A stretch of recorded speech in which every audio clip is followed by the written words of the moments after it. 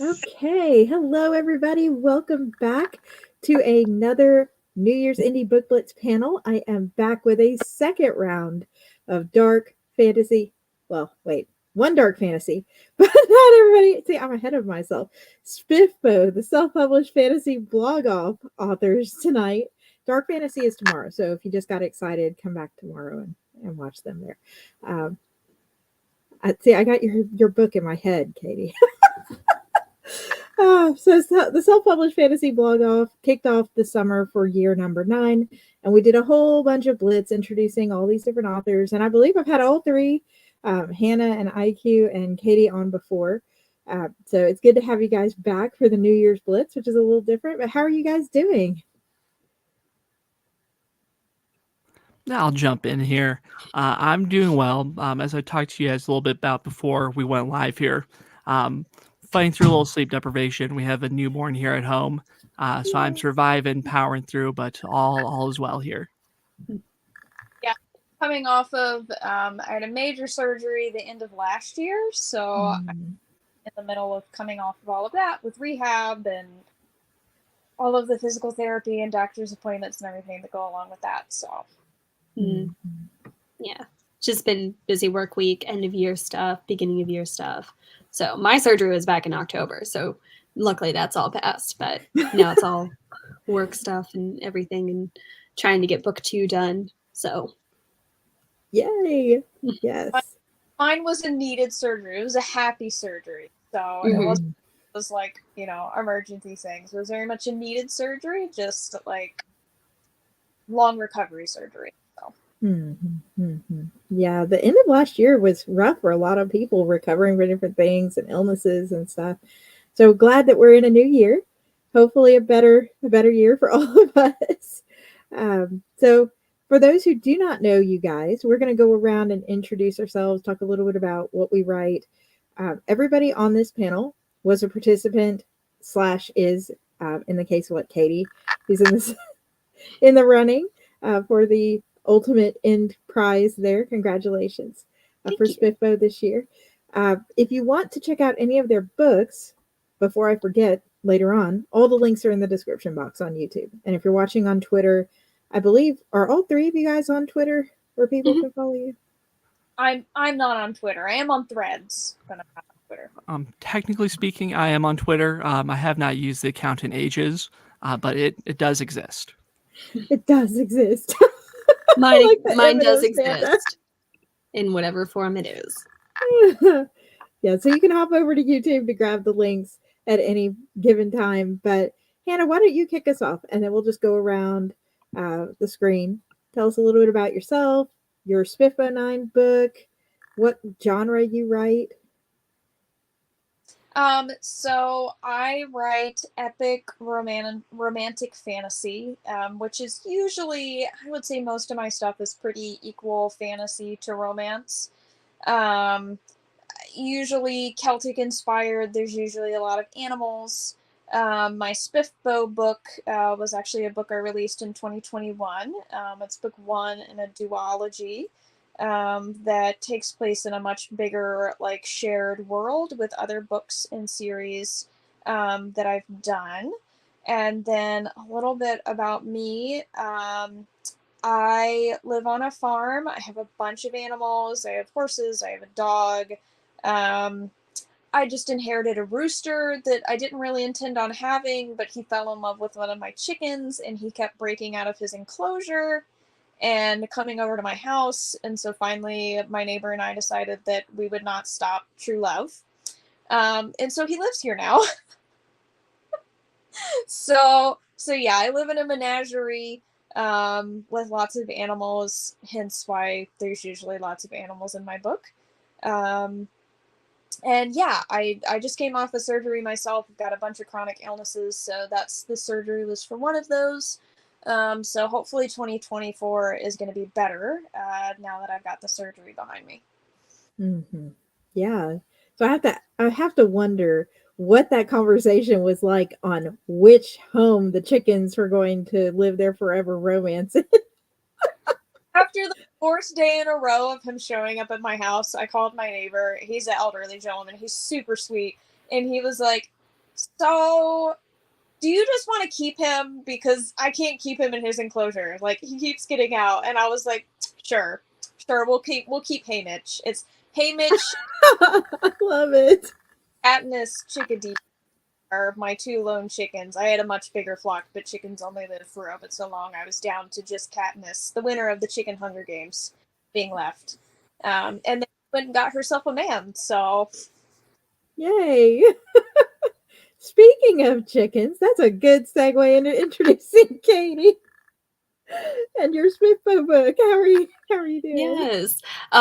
Yeah, no, it's funny because I always forget. I'm like, this book that I entered is not dark fantasy, but it's still got like dark elements, which dark fantasy tends to be where I lean towards writing. But mostly it's like poetry and fantasy are my 2. So yeah, Hills of Heather and Bones, cozy-ish dark fan with dark undertones. I don't know. It's just somewhere in the middle there. But I'm trying to think.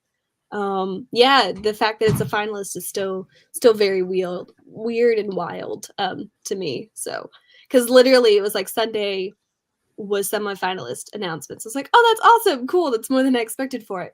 And then the next morning, which was when my surgery was happening, and someone was texting me like, congrats on being finalist. I'm like, what's happening? I'm like, okay, I'm like, am I dreaming? Like it was a wild day, honestly. And so very much took a while to sink in afterwards. But yeah, write books. I work for an equine vet in their office, and that pays the bills.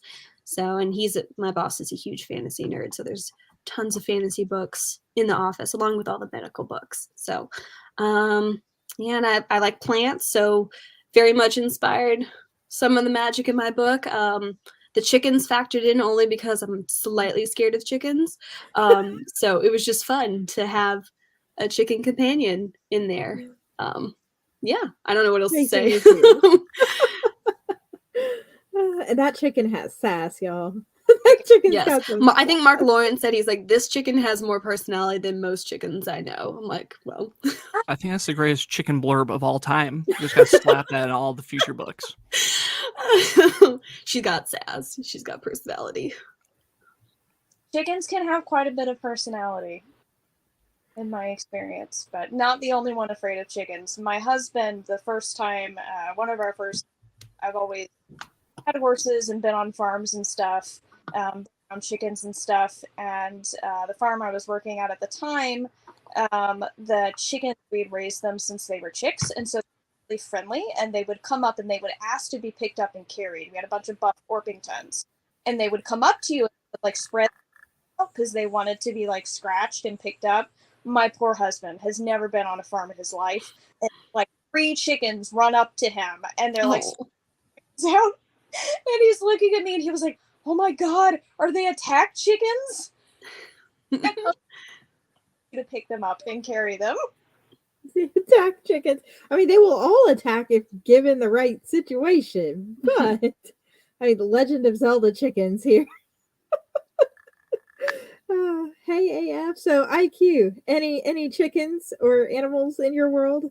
Sadly, I mean, animals do exist in my world, but sadly, there's no chickens in Church of Thieves.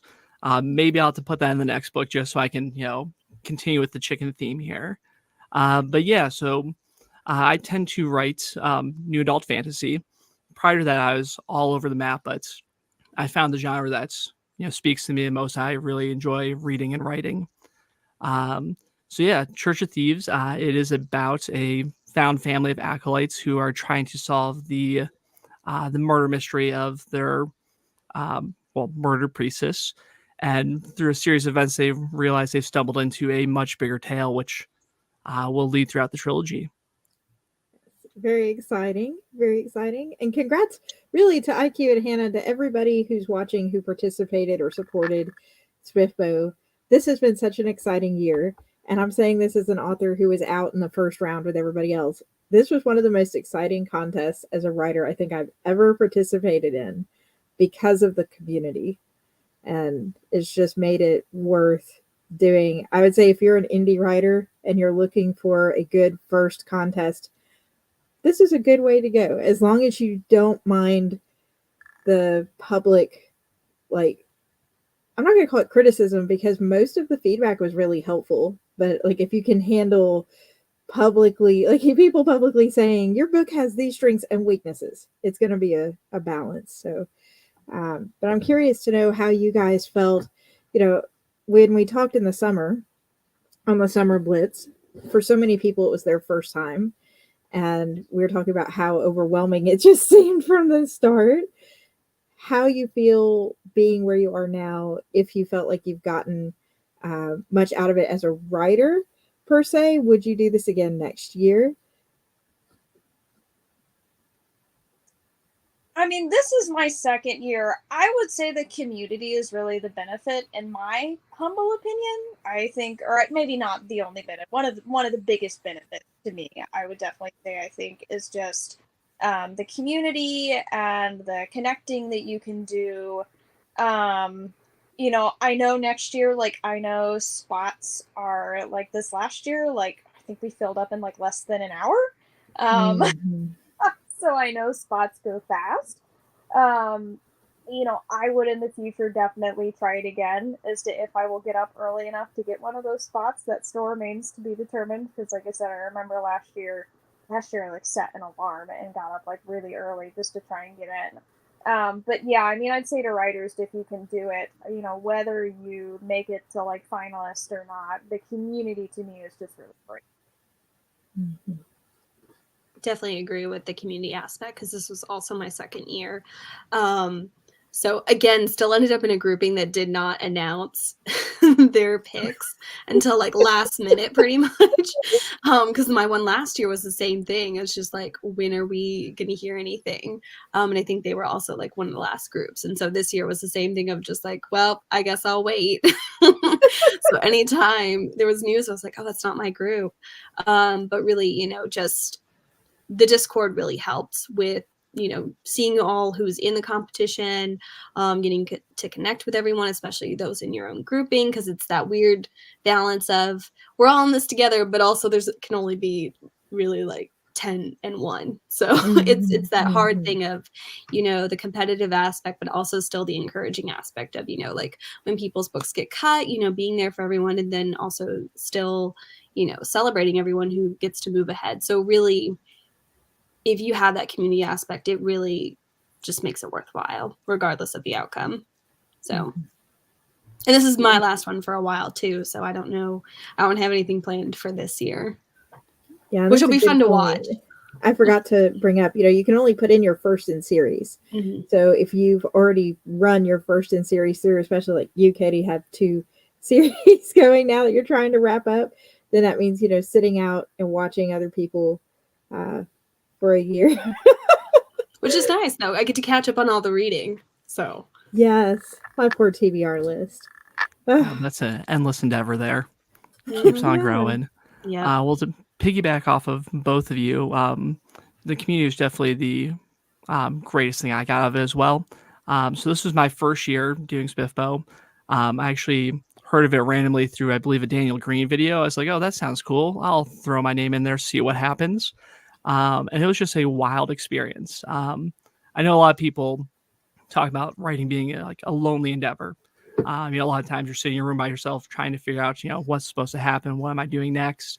So really getting to be part of the Discord and meet a bunch of other writers, which I wish I would have done more of. I have a little bit of social anxiety, so I kind of lurk in the Discord more.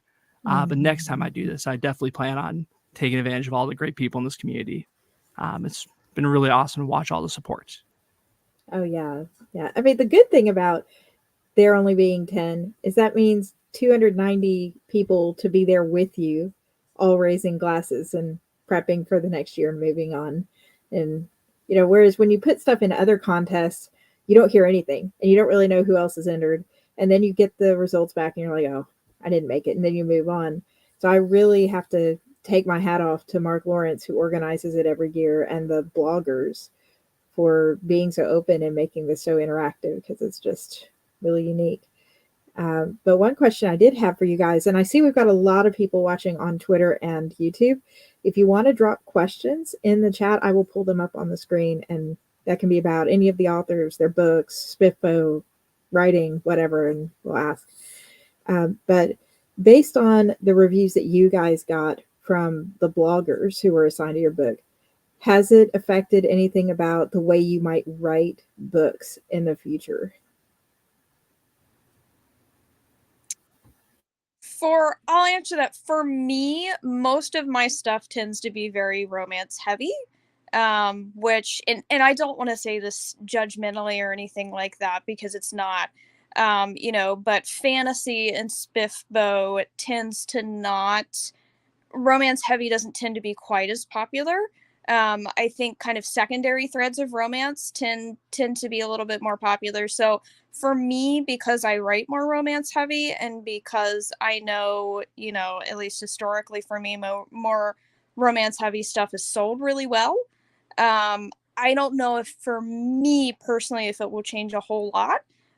Though once again, I've really enjoyed participating in the competition, and being a part of the community, but I don't know if I will make a big turn from like the, more romance heavy writing that I prefer to do. Yeah, that's a great point. Not all books are for all people. And most of the bloggers even said that, just because a book may not have been for us, it doesn't mean it wasn't for somebody else. Yeah, and I don't want to say that like judgmentally with the romance. Oh yeah. That's 100% like not everybody's thing, and that's totally fine. And to me, it's totally fine that the contest skews that way. I think that's, totally, everybody likes different things, Yeah. And I sure, think, so if anybody's I was watching, definitely worried about that, the romance stuff. Because my book's not like geared towards romance, even though it has the couple on the front and it looks very soft and everything, which is the vibes I was going for. But when you look at it, it's like that just looks like romance instead of there's other stuff happening, which is hard because, again, like you want kind of the cover you want, and then just trying to explain the book to people, because a lot of my judges, I was worried about it because they're like, we don't like fantasy romance, we just, we're only here for the one thing, and then for them to be surprised, it's like, oh good, maybe we stand a chance. But you had Tiago's book from last year just living rent free in your head. Yes, all the books from last year. But again, that was like kind of last year's picks. I was like, okay, well, cozy did really well last year because we had like 3 that were cozy. So I was like, okay, there's, compared to other years where it was just like very heavy, dark books, and to kind of shift now to a little bit more cozy, I was like, okay, that seems good, mix of everything. But I think going kind of off what Hannah said, I don't think it'll really change how I write books, because this competition's so varied in what it's considered fantasy. Like every subgenre of fantasy seems to be welcome, and sometimes it gets picked, sometimes it doesn't, and it's really hard with like the array of judges that we've got, to know like what's really going to stick. I think it's very much on taste, and I don't say that to say bad way, because it's not. But I definitely think as a competition, it's very much on personal taste, which again, for sure, not a bad thing. Not saying that at all. And that's also the good thing, is like even books that get cut, and for the reasons they got cut, you've got like 299 other people who may be like, oh, that's my kind of book, or I'll pick it up because of this reason, even though it didn't make it past the first round. So it's good exposure either way. So kind of how I feel about reviews in general, because there's plenty of times with book reviews that somebody might leave it, because I've done it, somebody leaves a review and they don't like that particular thing, but someone else may come along and pick up that review and go, I love that, I'm buying that book. Yeah, absolutely. So for me personally, I don't think my review is going to change my writing style or the way I approach books much. I was very fortunate that Philip Chase was very positive in all his reviews, had great things to say about everyone. Really, the big thing I'll take away is just more confidence in my writing.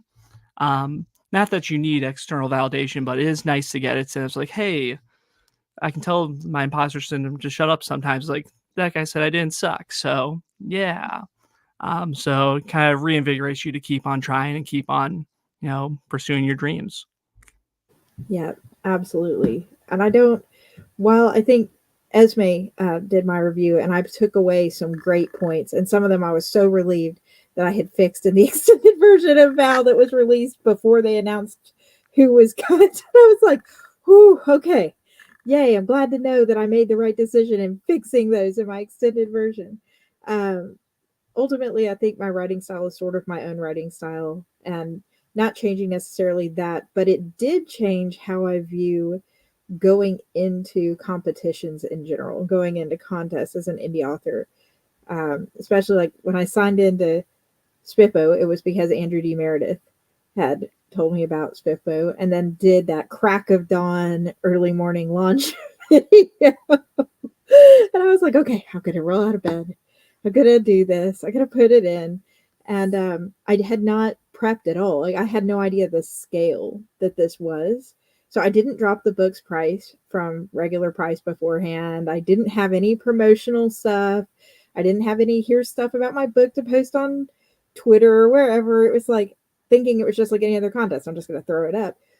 And now that I've been through it, I was like, that's a really good point. Being able to tell your readers and tell your community, hey, I'm putting my book in this contest and dropping the price so that the readers who want to follow that contest have an easier time accessing your books. Not necessarily to drive sales because we make less money when we drop the price on the books, but to give more readers a chance to get it. I was like, man, I wish I had dropped it to free right beforehand just so that more people could have picked it up when they followed along. But that was really my biggest takeaway for things I wish I'd done different. It's not necessarily as much writing different as approaching the business side of being indie different. So shifting to books and what we're doing with our SPFBO books. Katie, I'm going to let you start us on this one. You mentioned book 2. So we have a whole new year. What's coming up with the book or series you entered in SPFBO for 2024? So Hills of Heather and Bone is actually just a standalone. So book 2 is in my trilogy. I didn't clarify that. I'm sorry. There's so much stuff happening. I was like, no, that's for The Assassin of Crimson Secret, which made semifinalists last year. I'm continuing book 2 for that. So just revisions have been going really slow because I wasn't planning on writing Hills of Heather and Bone. When in 2022 is when I started, and that was totally just a random thing. And I was supposed to be working on book 2 revisions, and I did not. And surprise to no one, writing 2 books and at the same time is not recommended for your mental health or your time or anything. People who do that are, I don't know, Brandon Sanderson level crazy. In all the best possible ways, but it did not work out that way. So, but Hills came out, and I was, totally surprised by it. So, now we're focusing on book 2 in my trilogy, because people keep asking, and it's been a hot minute since book 1 came out, according to indie standards. So, because it was published in 2021, and we are now 3 years out. So, that's what I'm doing. I'm also working on a small novella. It's a fantasy western, trying to get into that genre. I've not done that before. So really excited. Those are my only concrete-ish plans for this year. Yay. Excited. I did like Assassin of Crimson Secrets. I loved Heather and Bone though. It hits in the soul. I wanted it to. That's the hard thing of writing 2 very different protagonists. I was like, Serene is very hardcore, edgy, killing, and then here we have softer vibes. Still sadness, but soft sadness. Yeah. How about you, IQ? What's going up with your series this year, if anything? Are you working on something else for 2024? Yeah, so I'm kind of working on 2 projects right now. My main focus, like 80% of my energy, is going into Trial of Saints, which is the sequel to Church of Thieves. And outside of that, I'm kind of planning a different standalone book. So growing up, I had this random old lady at our grocery store. We called her Grandma Lollipop because every time we went there, she'd give us a lollipop, which is just a phenomenal name for her. But it turns out that Al Capone's hideout was very close to my hometown. And whenever he was trying to escape from Chicago, he would take her out boating. So it just kind of inspired a lot of ideas for me. So I have this little project I'm working on with some alcohol-based magic, and yeah, I'm very, very excited for it. That is so cool. Oh my goodness. Love the real life relevance, but of course, all coincidental, always coincidental. It's just amazing, the stories that are all around us, you know, when you, yeah. Yeah. How about you, Hannah? Please tell me there's another part to your book. Please tell me. So the duology. So I entered book 1 of a 2-book series. So that series is complete. And then I just finished this last year a trilogy in that same world. I just released the final book in that trilogy in December. For next year, my first release, I'm switching gears a little bit because I am actually releasing a contemporary equestrian fiction novel that's going through edits right now. So that's going to be the first thing I release in May. And then for fantasy, I've got 2 more novellas, for one for Pern Cohen and one for Kelnor. So I'll be going back to that world. And I will be kicking off another series in that same world, revisiting a lot of those same characters. So yeah, it'll hopefully be 2 fantasy novellas for this upcoming year. After my surgery, you know, my doctor told me when we were planning all of this, she was like, I want you to plan for it a minimum that you're going to need 12 weeks of recovery. And I was like, that is excessive. Like 12 weeks is a really long time. I tried to be smart. I was like, okay, I'm not going to try and release like a full length other than the equestrian one that's already written. I was like, I'm not going to try and release a full length fantasy too. So my full length fantasies are usually like 100K. I was like, I can't do that and miss like 12 weeks of work. Turns out she was right. 12 weeks was the minimum. It was very wise that I planned accordingly. So 2024 is the year novellas because I've got to kind of make that adjustment. And then hopefully the following year I can get back to doing full-length fantasies without issue. Yeah. I love that you're putting your own health and your recovery first, because if you don't have that, you don't have anything else. You can't pour out of an empty cup. Yeah, in my body, I've got so many I've got like connective tissue disorder and dysautonomia. Like I've got so many chronic things going on. Like I kind of make the joke, like my body will force me to do that. I can either do it voluntarily or my body will make me do it. So I'm trying to be better about voluntarily listening to it so that I don't end up, you know, kind of forced to take a rest if I can help it. Yeah.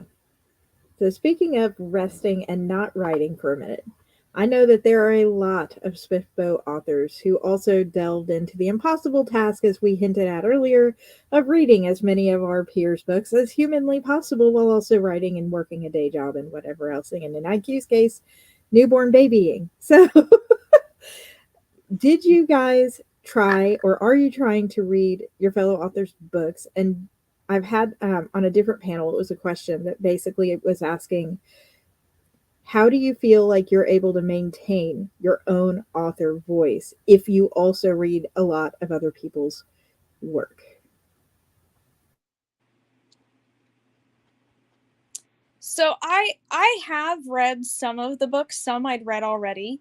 You know, my TBR, I made the joke like after my surgery, I was like, well, 12 weeks, I'll like read so many books in that 12 weeks. I did get some reading done, but also like everything that I had like going on, the first couple of weeks I couldn't even read because I was just on a lot of medication and pain medication and stuff. So I did get some reading done, but not as much of a dent in the TBR as I was hoping that maybe I was going to make. So I've read some. I hope to read more. My TBR, as we've talked, is like always never-endingly long, and sometimes I feel like I never make a dent in it, but I try. And as far as keeping my own voice, I mean, I don't know if I have an answer to that question. I mean, I typically try and read a little bit, you know, every day or every couple days or something like that, just because I enjoy it.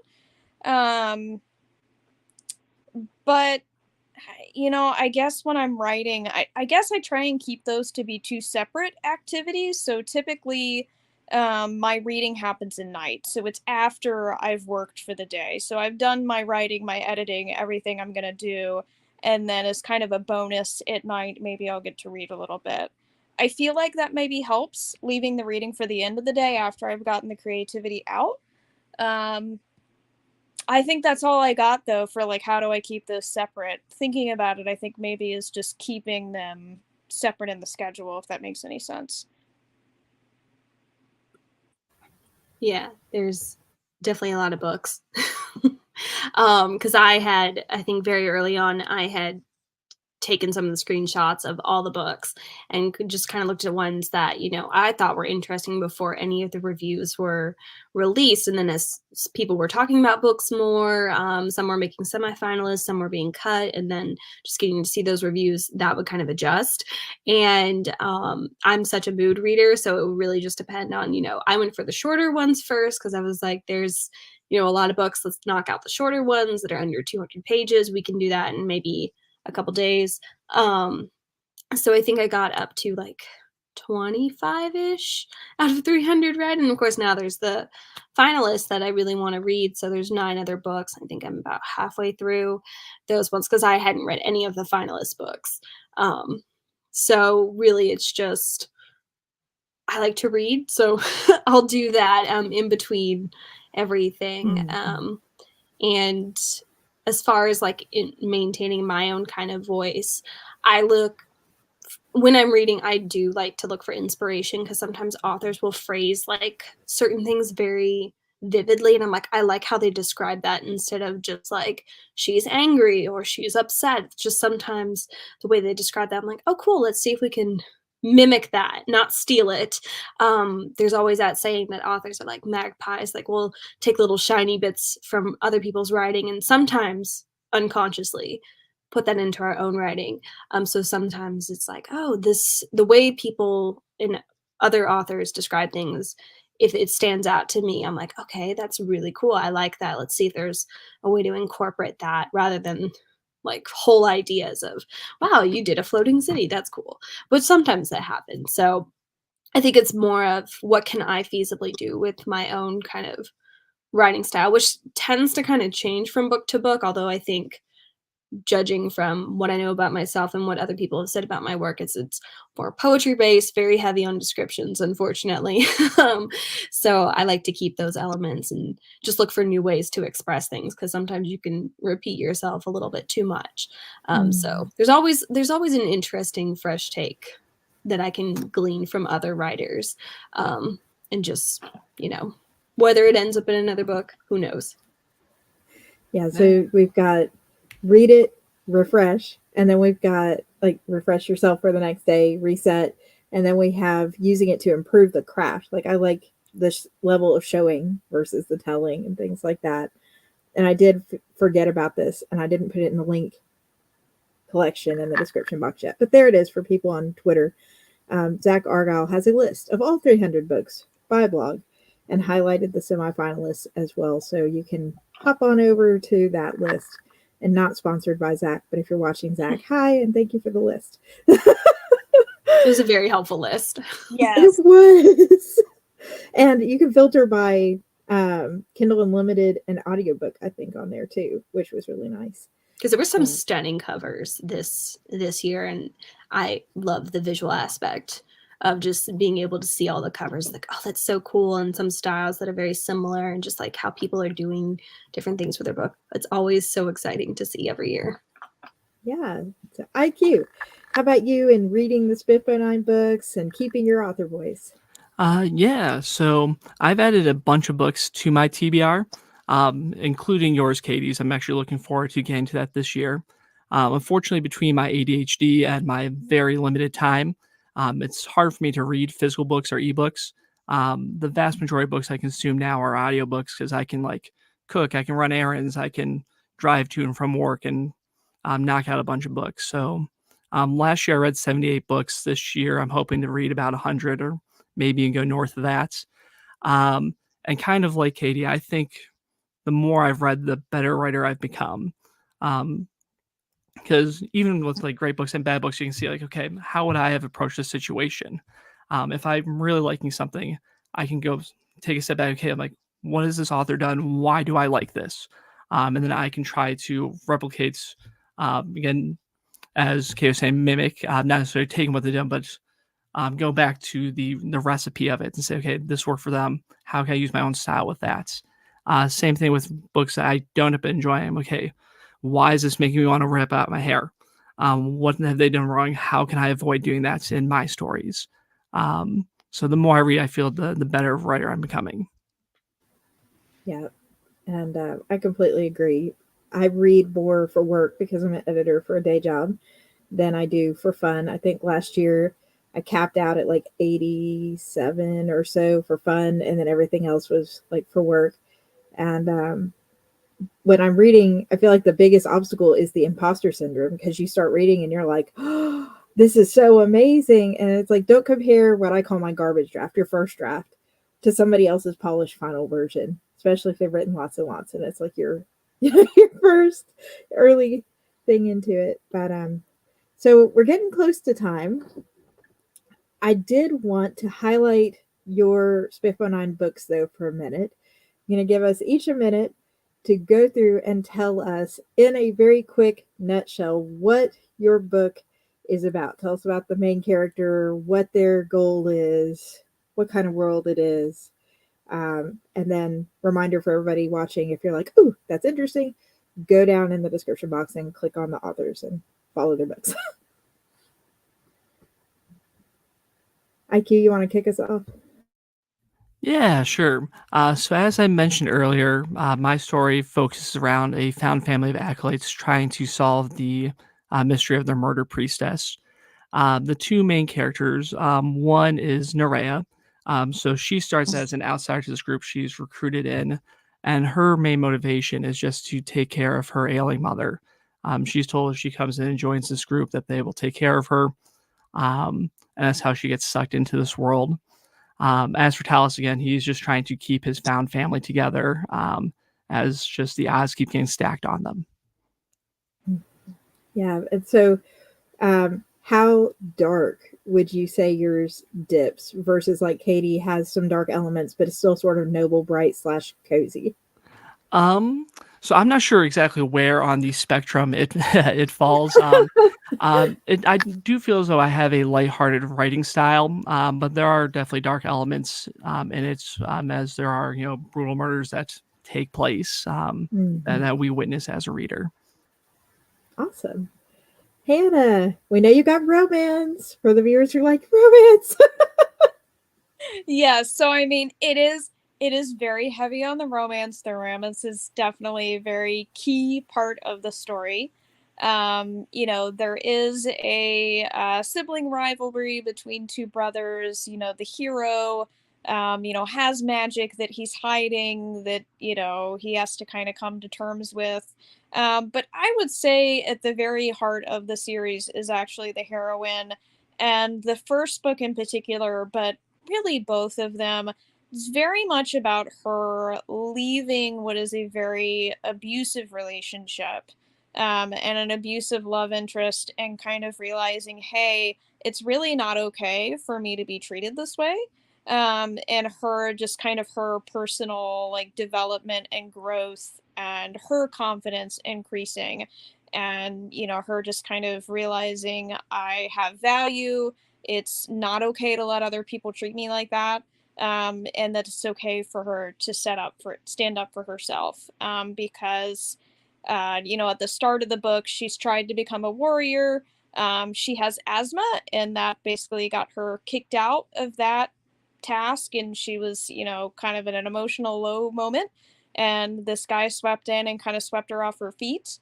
But then she kind of, realizes that he's no good for her, leaves him, and gets parts of her life back, including the warrior part of her life that she kind of had, figured was never going to go anywhere, because she got viewed differently. I love that there's a good balance between plot that's outside of romance and then the romance, which is just like an equal. My stuff I feel like is often very 50-50. I get from both readers. I get fantasy readers who think it's too much romance, but then I often hear from romance readers who think it's too much fantasy. I think it kind of tends to fall right in the middle. So if you like both, might be just enough romance or just enough fantasy to keep your interest. It is actually my SPFBO book, the first book in the series. That book actually is free through February 29th. So if anybody wants to download a copy, you can find it on all retailers for free. Free books. Just remember to leave a rating and a review of something, your honest opinion, right? It's very helpful. Rating and reviews are always welcome, whether you like it or dislike it. Yeah. Katie, tell us a little bit about Hills of Heather and Bone. Okay, And I actually besides the forgot. chicken. I did have it next to me, so yes. Oh, it looks very romancy. There's a skull on the back, so there's the fantasy element and the bone part of it. But it centers around Marana, who is what's called a bone weaver, which is more necromancy. And this type of magic in the world is considered evil. So basically she can hear like the voices of people's bones, and she can reanimate them, and when she does, she gets like their story, their life story. It's not like actually bringing the person back to life, it's just more like a reanimation, but there's usually like a kind of a price to pay afterwards. And so hers is she has to write down the stories of the people she's kind of brought back for a time. So she and her husband Percy, they've been kind of on the run for the last couple of years because there are groups of blood gifted, which are the magical people in this world, looking for bone weavers. And so she's just been on the run with him. They're an established married couple. They've been married about 10 years, so know each other really well. No pining kind of romance. So a lot of bad plant puns. There's the chicken. He's got plant magic and healing magic, so very kind of opposite of hers. And it's a Scottish inspired fantasy world. And and then they end up getting found and they're on the run for pretty much the whole book. So it's just them wanting to find a nice, safe place to live. Yeah. The light and dark, but when they're both belonging together, is a good thing there. And then mine in SPFBO this year was The Vow That Twisted Fate, which was my debut epic fantasy novel, and it's a standalone. And mostly the world had been good and evil, and a queen split the world into two dimensions. All the evil stuff she banished to a different dimension, and she died doing so. And 500 years later, one of her descendants finds out that the evil sorceress that was banished is coming back and has found a way back to their dimension and trying to bring the evil back and take over the world. And they are not prepared because they have not faced anything evil in 500 years. So there's time traveling dwarves coming to come help her, and vows, and a romantic side plot. But it's more about the main character facing the darkness really within herself and coming to accept all sides of herself, I think is how that one goes. I'd say it's sort of like an upper YA. My goal was a new adult with it. So nothing steamy or anything, but I'm excited just to have been able to participate with everybody this year. Really, when I saw the blog I was in, I was like, oh, I've read that person's book and that person's book and that person's book. I was like, okay. And very excited for all the finalists, for all the semifinalists, and for all our fellow participants. And thank you guys for joining and representing the SPFBO crew tonight on the blog. It's been great having you. Thank you for having us. So yeah, thank you for holding these. This has been really awesome. All the YouTube things you've done, not only with the Indie Book Blitz, but for SPFBO have been awesome. Keeping everyone up to date on cuts and all stuff. Yeah, seriously, thank you so much. I can't say it better than they already did. So yes, thank you so much for hosting all this. Oh, it's my pleasure. So if you're watching on Twitter, you're watching on YouTube, and if this is the first one you come across, we're in the middle of the New Year's Blitz. So there will be one more Blitz panel tonight and then several tomorrow. We've already done over 15 panels for the new year between Friday of last week and today. So we're headed quickly toward 20 by Monday. So if you'd like to see other indie authors, subscribe to the channel or follow on Twitter. I'll be streaming on both. And yeah, give the authors a try. Go check out their books because there's some amazing books this year. Thank you all so much. Have a great night. Bye, everybody.